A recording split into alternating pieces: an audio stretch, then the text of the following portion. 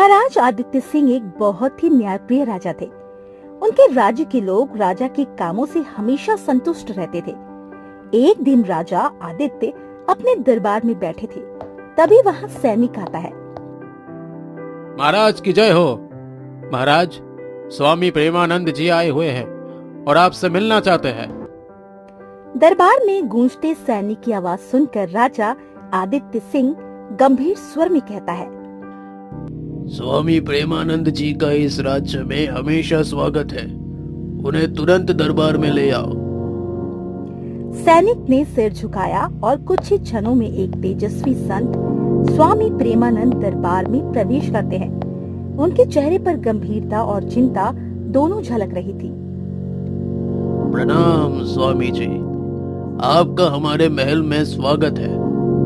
आपने यहाँ आने की तकलीफ क्यों उठाई? अरे आप हमें संदेश भिजवा देते तो हम स्वयं चले जाते।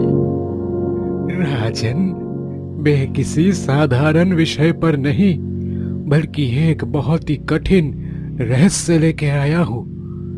मुझे ज्ञात हुआ है कि आपके राज्य में एक भयानक जादूगर आ चुका है। महामंत्री शिवपाल, जो अब तक ध्यान से सुन रहे थे, चौंक उठे। महाराज, यदि ये सत्य है तो ये तो बहुत ही चिंता की बात है। आखिर ये जादूगर कौन है और इसका उद्देश्य क्या है? ये कोई साधारण जादूगर नहीं बल्कि एक मायावी शक्तियों से भरपूर जादूगर है। इसे तामस गुरु नाम से जाना जाता है। बरसों पहले इसे हिमालय की गुफाओं में बंद कर दिया गया था, परंतु अब ये किसी अज्ञात कारण से मुक्त हो चुका है। यदि यह जादूगर राज्य के लिए खतरा है तो हमें इसे रोकने का उपाय करना ही होगा। स्वामी जी, क्या आपके पास कोई उपाय है? स्वामी प्रेमानंद ने अपनी छड़ी उठाई और कहा, राजन, केवल एक ही उपाय है। आपको दिव्य परी का आशीर्वाद प्राप्त करना होगा। वह परी जो स्वर्ण गुफा में निवास करती है, इस जादूगर के प्रभाव को केवल वो समाप्त कर सकती है। हम स्वयं उस परी को ढूंढने निकलेंगे, मगर स्वामी जी, वे परी हमें मिलेगी कहाँ? राजन, यहाँ से उत्तर पूर्वी दिशा में एक रहस्यमय जंगल मिलेगा आपको।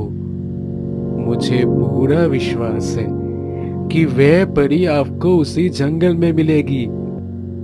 पर आप चिंता मत करिए, मैं भी आपके साथ चलूंगा, क्योंकि मेरा मानना है कि ये सफर काफी खतरनाक हो सकता है।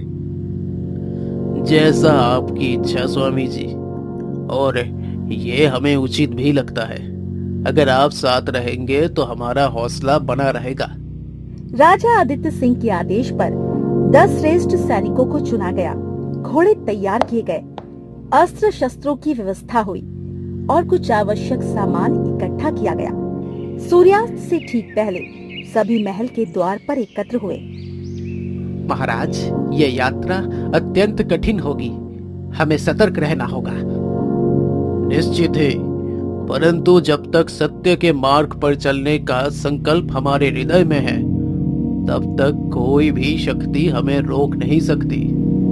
स्वामी प्रेमानंद ने अपनी छड़ी उठाई और मंत्र पढ़ते हुए एक सुरक्षा कवच बनाया। मैंने एक सुरक्षा मंत्र डाला है। ये हमें कुछ समय तक तामस गुरु की काली शक्तियों से बचाए रखेगा। घने जंगलों से होते हुए उनकी यात्रा आगे बढ़ रही थी। रात का समय था, हवा में अजीब सी नमी थी। अचानक अंधेरे में एक रहस्यमयी आवाज गूंजी। जो भी इस मार्ग से गुजरेगा, उसे अपनी नीयत सिद्ध करनी होगी। सभी चौंक गए, चारों ओर नजर दौड़ाई, लेकिन कुछ दिखाई नहीं दिया। तभी पेड़ों के बीच से एक छायामय आकृति प्रकट हुई। ये कौन है? ये इस जंगल की रक्षक आत्मा की शक्ति है। यदि तुम सत्य के मार्ग पर हो तो इसे प्रमाणित करो। तुम्हें 3 प्रश्न के उत्तर देने होंगे। यदि उत्तर सत्य हुआ तो तुम्हें आगे बढ़ने दिया जाएगा। राजा आदित्य सिंह घोड़े से नीचे उतरे और गंभीर स्वर में बोले, पूछो, तुम्हारा प्रश्न क्या है? पहला प्रश्न, एक राजा का सबसे बड़ा धर्म क्या होता है? बताओ। न्याय और प्रजा की रक्षा। दूसरा प्रश्न, सच्ची शक्ति किसमें होती है? सच्ची शक्ति शास्त्रों में नहीं, बल्कि सत्य, धैर्य और संकल्प में होती है। यदि तुम्हें सत्य और मित्रता में से किसी एक को चुनना हो तो क्या चुनोगे? सत्य, क्योंकि सच्ची मित्रता कभी सत्य के विपरीत नहीं जाती। तुम्हारी नीयत शुद्ध है, तुम आगे जा सकते हो। इतना कहते ही वो आकृति अदृश्य हो गई और रास्ता स्पष्ट हो गया। सभी ने राहत की सांस ली और यात्रा जारी रखी और आखिरकार सभी लोग उस गुफा के सामने पहुंच गए। यही वे स्थान है, परंतु ध्यान रहे, ये गुफा साधारण नहीं। यहाँ प्रवेश करने के लिए केवल सच्चे हृदय वाला व्यक्ति ही योग्य होता है। राजा आदित्य सिंह ने बिना किसी भय के गुफा में प्रवेश किया। अंदर जाते ही एक तेज प्रकाश फैला और सामने एक सुंदर परी प्रकट हुई। राजन, आप यहाँ क्यों आए हैं? आप अवश्य ही सच्चे हृदय वाले व्यक्ति हैं, तभी आप इस गुफा में प्रवेश कर सकते हैं और आपके यहाँ आने का कोई खास कारण जरूर होगा। कृपा करके आप मुझे बताएं, मैं आपकी मदद करूंगी। हे देवी, हमारे राज्य में बहुत बड़ा संकट आ पड़ा है। तामस गुरु नामक एक जादूगर अपनी काली माया से, अपनी काली शक्तियों से हमारे लोगों को कष्ट दे रहा है। हमें आपकी सहायता की आवश्यकता है देवी, हमारी मदद कीजिए।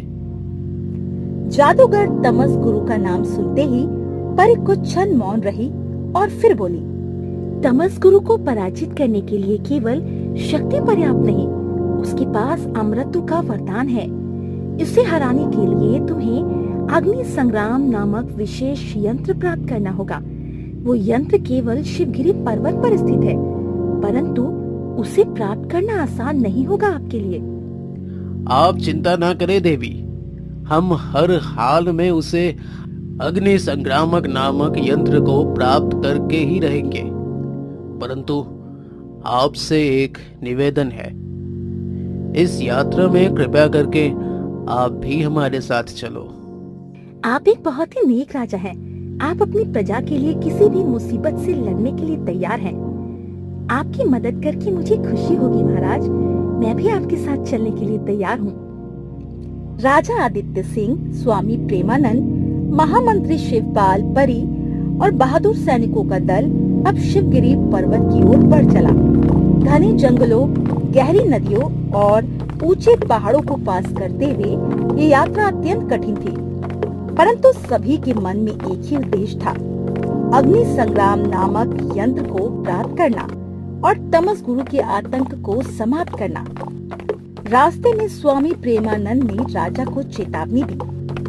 राजन, शिवगिरी पर्वत कोई साधारण स्थान नहीं, वहाँ पर कई मायावी शक्तियाँ मौजूद है। हमें सतर्क रहना होगा। राजा आदित्य सिंह ने सहमति में सिर हिलाया और अपनी तलवार कसकर पकड़ ली। परी ने चारों ओर देखते हुए कहा, मुझे इस मार्ग में जादूगर के प्रभाव का आभास हो रहा है। हमें तेज चलना होगा, अन्यथा वो हमें रोकने के लिए और बाधाएं उत्पन्न कर सकता है। जैसे ही वे पर्वत की तलहटों पर पहुंचे, चारों ओर अजीब सी धुंध छा गई। तभी घने कोहरे में कुछ रहस्यमयी आकृतियां प्रकट हुई। ये तमस गुरु के भेजे हुए अंधकार योद्धा थे, जो पूरी तरह काले कवच में लिपटे हुए थे। उनकी आंखों से लाल रोशनी चमक रही थी। ये अवश्य ही तामस गुरु नामक उस जादूगर की कोई चाल है। सावधान रहो सभी। राजा आदित्य सिंह ने तुरंत अपनी तलवार निकाली और सैनिकों को तैयार रहने का आदेश दिया। दोनों पक्षों में भीषण युद्ध छिड़ गया। परी ने अपनी शक्तियों से एक सुरक्षा कवच बनाया जिससे राजा और उनके सैनिकों को सुरक्षा मिल सके। आप सभी लोग चिंता ना करें, मैं अभी अपनी शक्तियों से एक जादू कवच बना देती हूँ जिससे उनकी शक्तियों का असर हमारे ऊपर कम हो जाएगा। परंतु अंधकार योद्धा किसी भी सामान्य हथियार से पराजित नहीं हो सकते थे। स्वामी प्रेमानंद ने मंत्रोच्चार किया और एक दिव्य प्रकाश उत्पन्न किया जिससे कई योद्धा भस्म हो गए। आदित्य सिंह ने वीरता से लड़ते हुए शेष योद्धाओं को परास्त किया। परी ने कहा, हमें शीघ्रता करनी होगी। तमसगुरु को पता चल चुका होगा कि हम शिवगिरी पर्वत के पास पहुंच चुके हैं। कई घंटों की कठिन चढ़ाई के बाद वे शिवगिरी पर्वत की चोटी पर पहुंचे। वहाँ एक विशाल द्वार था जिस पर एक शिलालेख अंकित था। राजन, ये परीक्षा आपकी है।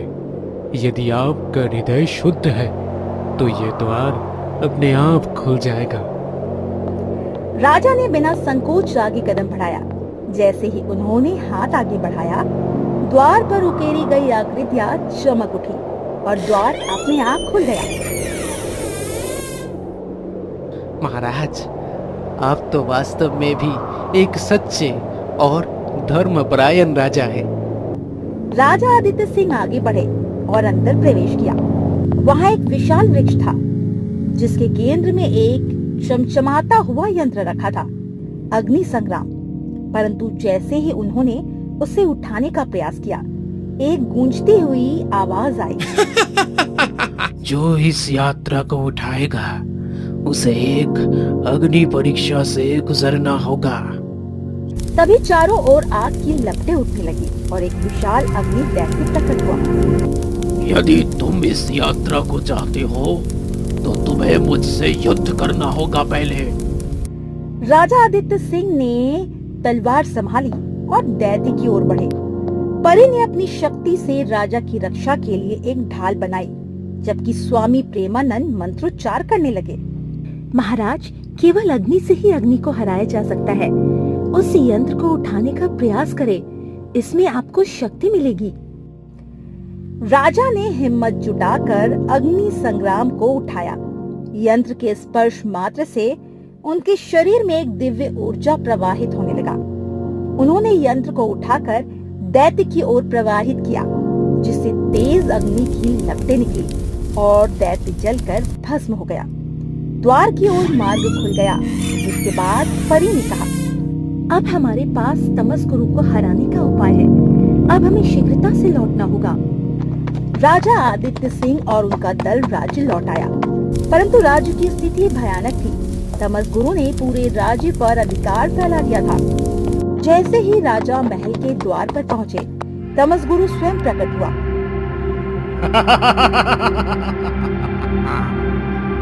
तुमने अग्नि संग्राम तो प्राप्त कर लिया, परंतु मुझसे युद्ध करना तुम्हारे लिए आसान नहीं होगा। राजा आदित्य सिंह ने तलवार उठाई और तमसगुरु पर आक्रमण किया, परंतु तमसगुरु ने अपनी जादू से चारों ओर एक अंधकार मंडरा दिया। स्वामी प्रेमानंद ने मंत्रों का जाप शुरू किया, जिससे जादू का प्रभाव थोड़ा कम हुआ। परी ने अपनी दिव्य शक्ति से तमसगुरु की शक्तियों को कमजोर करना शुरू कर दिया। अरे, ये क्या हो रहा है? मुझे इतनी कमजोरी क्यों महसूस हो रही है? मैं तो कमजोर पड़ता जा रहा हूँ। तमसगुरु ने गुस्से में आकर परी पर एक जादुई किरण छोड़ी। तुरंत परी ने अपने प्रकाश से उसे नष्ट कर दिया। तभी राजा ने अवसर देखकर अग्नि संग्राम को तमसगुरु की ओर प्रभावित किया। तेज प्रकाश फैला और तमसगुरु जोर से चिल्लाया, नहीं, ये संभव नहीं हो सकता, यह असंभव है। कुछ ही क्षणों में तमसगुरु जलकर राख हो गया और उसके साथ ही राज्य में अंधकार भी समाप्त हो गया। तमसगुरु की पराजय के बाद राज्य में पुनः उजाला आ गया। लोग खुशी से झूम उठे। राजा आदित्य सिंह ने स्वामी प्रेमानंद और परी को धन्यवाद दिया। आप दोनों के सहयोग के बिना यह संभव नहीं होता। राजन, आपका साहस और निष्ठा ही आपकी सबसे बड़ी शक्ति थी। अब मेरा कार्य समाप्त हुआ और मुझे अब वापस जाना होगा। राजा ने परी को सम्मान पूर्वक विदा किया। स्वामी प्रेमानंद भी अपने आश्रम लौट गए। राजा आदित्य सिंह ने पुनः अपने राज्य को समृद्ध किया और न्याय के मार्ग पर चलते हुए प्रजा की सेवा की। इस घटना के बाद राज्य में कभी भी कोई बुरी शक्ति प्रवेश नहीं कर पाई और इस प्रकार सत्य और साहस की विजय हुई। कुछ महीनों बाद राजा आदित्य सिंह को अपने राज्य की उत्तरी सीमा पर अजीब घटनाओं की खबरें मिलने लगती है। गांव वाले गायब हो रहे हैं और रात में आकाश में रहस्यमय छायाएं दिख रही है। एक रात जब राजा अपने कक्ष में बैठे होते हैं तो उन्हें एक प्राचीन नक्शा मिलता है जो उनके पूर्वजों ने छिपाया था। नक्शे में एक रहस्यमय नगरी का उल्लेख होता है जिसे छाया नगरी कहा जाता है। ये नगरी एक प्राचीन शक्ति का स्रोत मानी जाती है और कहा जाता है तमस गुरु भी इसी शक्ति का उपयोग करता था। ये नक्शा अवश्य ही किसी महत्वपूर्ण रहस्य को छिपाए हुए है। हमें तुरंत ही छाया नगरी की खोज में निकलना होगा। राजा आदित्य सिंह स्वामी प्रेमानंद और महामंत्री शिवपाल के साथ छाया नगरी की खोज में निकलते हैं। उनकी यात्रा उन्हें घने जंगलों, खतरनाक पहाड़ों और रहस्यमय गुफाओं से होकर ली जाती है। रास्ते में उन्हें अजीब प्राणियों और जादुई बाधाओं का सामना करना पड़ता है। राजन, यात्रा अत्यंत कठिन है ये। हमें हर कदम पर सतर्क रहना होगा। एक दिन वे एक प्राचीन मंदिर में पहुंचते हैं जहां उन्हें एक रहस्यमय पहेली मिलती है। पहेली को सुलझाने के बाद उन्हें एक गुप्त मार्ग मिलता है जो छाया नगरी की ओर जाता है। महाराज, मुझे लगता है कि ये मार्ग हमें छाया नगरी तक लेके जाएगा। छाया नगरी में वे एक अलग ही दुनिया में प्रवेश करते हैं। यहाँ की इमारतें छायाओं से बनी है और हवा में एक अजीब सी ठंडक है। उन्हें पता चलता है छाया नगरी का शासक एक प्राचीन छाया दैत्य है जो तमस गुरु का गुरु था।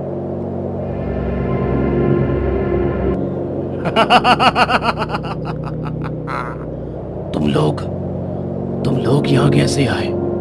ये नगरी तो केवल छाया के प्राणियों के लिए है। छाया दैत्य तमस गुरु की हार का बदला लेने के लिए तैयार है और वो राजा आदित्य सिंह को चुनौती भी देता है। एक भयंकर युद्ध होता है जिसमें राजा और उनके साथी अपनी पूरी शक्ति लगा देते हैं। महाराज, छाया दैत्य को हराने का एकमात्र तरीका है छाया नगरी के केंद्र में स्थित प्रकाश स्तंभ को सक्रिय करना। राजा आदित्य सिंह अपनी वीरता और न्यायप्रियता से प्रकाश स्तंभ को सक्रिय करते हैं। जैसे छाया नगरी में प्रकाश फैल जाता है और छाया दैत्य की शक्ति नष्ट हो जाती है। यह कैसे संभव है? प्रकाश की शक्ति छाया को कैसे पराजित कर सकती है? छाया दैत्य के पराजित होने के बाद छाया नगरी का रहस्य खुल जाता है। ये नगरी वास्तव में एक प्राचीन सभ्यता का अवशेष थी जो प्रकाश और छाया के बीच संतुलन बनाए रखती थी। तमस गुरु ने इस संतुलन को बिगाड़ दिया था जिससे छाया दैत्य की शक्ति ही बढ़ गई थी। राजा आदित्य सिंह छाया नगरी के लोगों को मुक्त करते हैं और उन्हें अपने राज्य में आमंत्रित करते हैं। छाया नगरी के लोग राजा के न्याय और साहस से प्रभावित होते हैं और उनके राज्य में शांति और समृद्धि लाते हैं।